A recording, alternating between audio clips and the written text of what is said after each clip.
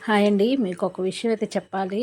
నేనైతే చదువుకోలేదండి. అప్పట్లో ఫిఫ్త్ దాకా చదువుకున్నాను. ఫిఫ్త్ క్లాస్ ఐదో తరగతి దాకా చదువుకున్నాను. అప్పుడు మరి ఎందుకు చదువుకోలేదో ఏమో నాకు తెలీదు చిన్నప్పుడు.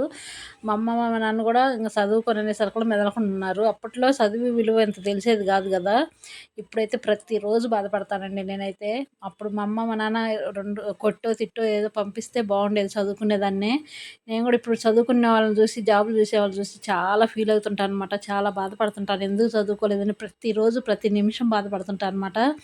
యూట్యూబ్ ఛానెల్ చూసిన తర్వాత నేను గూడా యూట్యూబ్ చదువుతో సంబంధం లేదు గదా! పెట్టొచ్చు గదా! చేసుకోవచ్చు గదా! అని ఆశపడ్డా అనమాట. దీంట్లో గూడా నాకు సక్సెస్ వచ్చేటట్టు లేదు. ఎక్కడ నాకు ఆ చదువులో అదృష్టం లేదు. దీంట్లో అదృష్టం లేనట్టుంది.